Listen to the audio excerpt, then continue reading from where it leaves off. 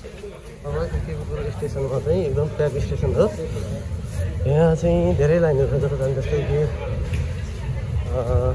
मारुमची line भयो, एरोपुच्चो line भयो, पुत्तसिन line भयो, धेरै लाइनहरूको ट्रेनको यहाँ चाहिँ जङ्सन हुन्छ। संसारकै ठुलो मध्येमा दोस्रो नम्बरमा पर्ने स्टेसन पनि हो यो। अब यहाँ भित्रभित्र कतिौँ तलामा हामी अहिले हुन त पहिलो तलामा हुनौँ। त्यहाँ यहाँ अब 3-4वटा तलामुनिसम्म रेल छ। अन्त तलखेरि पनि यो सबै अन्डरग्राउन्ड भयो अहिले हामी हिँडिरहेको। हामी अब चाहिँ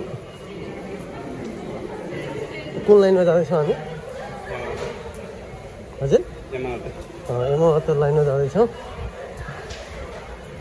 सबै मान्छे एकदम हतारमा छन्, यहाँ कुदेका छन् है। मारुमची लाइनमा जस्तो कि प्रत्येक लाइनमा छिर्नु अगाडि त्यो लाइनको लागि टिकट काट्नु पर्ने हुन्छ।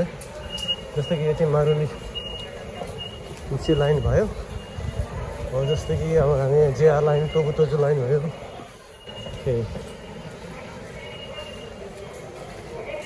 यहाँको सबै म्याप पनि छ है, देख्न सकिन्छ यहाँ भएको कसो छ भनेर।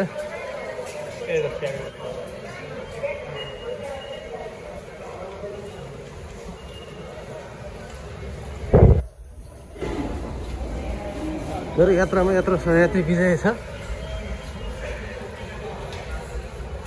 यहाँ सबै कुराहरू साइन र सिग्नलले देखाएको छ बाटोहरू।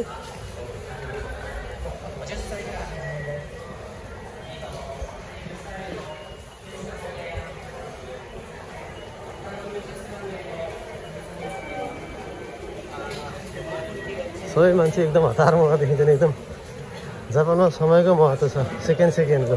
अब हामी यहाँ टिकट काट्न जाँदैछौँ। टिकट काट्नको लागि चाहिँ हामी कसैलाई पैसा दिने हुँदैन, मेसिनलाई पैसा दिन्छौँ। मेसिनले काट्ने गर्छ यहाँ टिकट।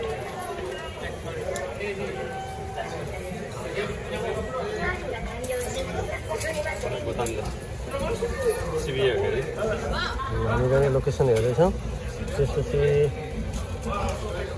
टिकट काट्दैछौँ हामी।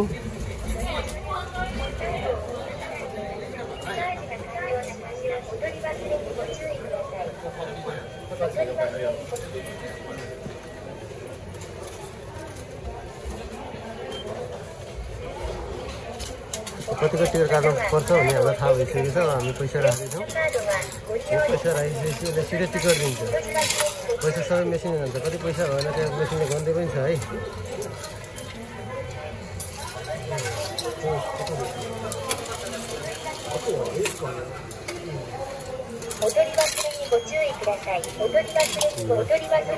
टिकट पनि दियो। त्यसपछि हामीलाई अब हामी यो टिकट लिएर चाहिँ भित्र इन्ट्री गरेर जाँदैछौँ। हामी चाहिँ कुन लाइनमा जाँदैछौँ? अमरनाथ लाइनमा जाँदैछौँ इकिपुकुरबाट। यो लाइन कता छ अब हेर्दै जाउँ। यो इरापुच्चो लाइन भयो। यो हेरौँ, यो हो अमरनाथ लाइन। ओके, यहाँ छिराउँछौँ हामी। यो त्यसपछि अब यता निस्कियो, इन्ट्री भयो यो टिकट। अब हामी भित्र छिरिसक्यौँ। यहाँ पनि टन्नै लाइनहरू छ कि। अब हामी जाने भनेको चाहिँ अमरनाथ लाइन JY6 बाट जाँदैछौँ हामी। सायद लाग्छ हामी मात्र तलमा उक्लिँदैछौँ। हामी अहिले शिबुया जान लाग्दैछौँ। सिन्जुकु शिबुया जाँदैछौँ हामी। ट्रेनको मान्छेहरू एकदम लाइनमा छन्।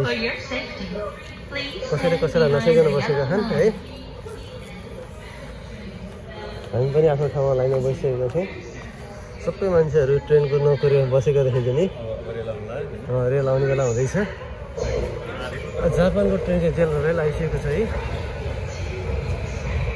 अब नेपालमा जस्तो पहिला रेल चढ्दा टिकट देखाउनु पर्ने होइन, यो ओर्लिँदाखेरि देखाउने। त्यो सबै सिस्टमले काम गर्छ। जापानमा चाहिँ रेलवे सिस्टम चाहिँ 33,000 किलोमिटर रहेछ, जसमा चाहिँ डेली 1 करोड 20 लाख जति मान्छेले यात्रा गरिरहेछन्। अब म रेलमा छिर्दैछु। हस्त धन्यवाद। हेर्दै गर्नु न। हस्त नमस्ते।